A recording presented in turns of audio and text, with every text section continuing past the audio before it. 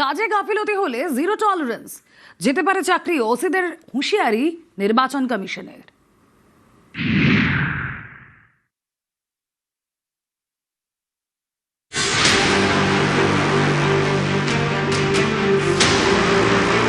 Police প্রশাসনের শীর্ষ স্তরের খোলমুল চেয়ে আগেই বদলেছে। এবার ওসিতে কড়া নির্বাচন কমিশন। কর্তব্যে গাফিলতি হলে শাস্তি পেতেই হবে, হয় বদলেই না হলে সাসপেন্ড। 16 এপ্রিলের বৈঠকে হুঁশিয়ারি দিয়েছিল কমিশন।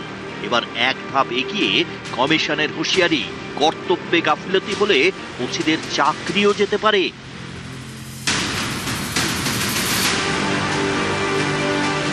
বৃহস্পতিবার রাজ্যে প্রথম দফার ভোট, সোমবার কমিশনের নির্দেশ। ভোটের দুদিন আগে থেকেই এলাকা বহিরাগত শূন্য করতে হবে।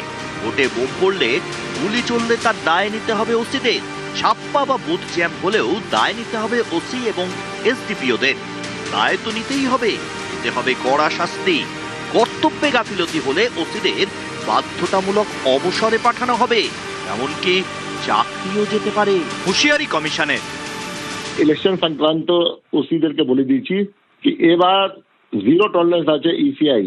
ওসি কে আমরা দু মাস থেকে বলছি কি আপনি তৈয়ার থাকুন, আপনার এরিয়া পরিষ্কার পরিচ্ছন্ন করুন।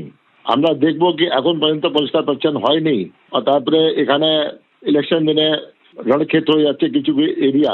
তো ন্যাচারালি আমরা দায়িত্ব ওসি কে রাখবো। এটা নেই কি ওনার সুপারভাইজার অফিসার দায়িত্ব এড়িয়ে যাবেন, কিন্তু যে প্রাইমারি দায়িত্ব থাকবে ও স্টেশন হাউস অফিসার থাকবে। স্টেশন হাউস অফিসার উপর খুবই সখ্ত অ্যাকশন হবে।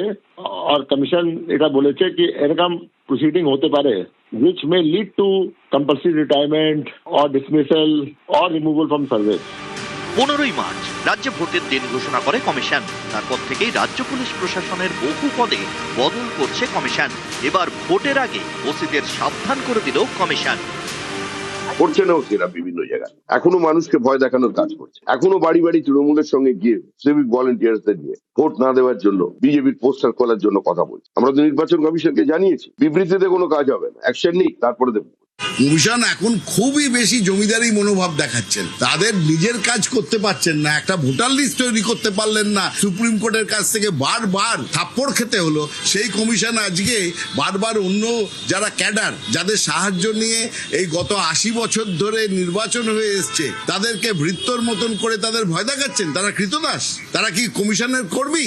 তাদের সংসার কমিশনের পয়সায় চলে? যে বলছেন যে চাকরি থেকে ছাড়িয়ে দেবো, বরখাস্ত করব। রাজ্যের মুখ্য নির্বাচনী আধিকারিক আরো এক ধাপ এগিয়ে স্পষ্ট জানিয়ে দিলেন, সাসপেন্ড নয়, চাকরি থেকেই বরখাস্ত করে দেওয়া হবে। উদ্দেশ্য একটাই, এবারে বাংলার ভোট নির্বিঘ্নে পরিচালনা করা। আর সেই কারণেই এই কড়া শাস্তিমূলক পদক্ষেপের হুঁশিয়ারি রাজ্যের মুখ্য নির্বাচনী আধিকারিকের। ক্যামেরায় কুণাল চৌধুরীর সঙ্গে সোমরাজ বন্দ্যোপাধ্যায়, নিউজ 18 বাংলা, কলকাতা।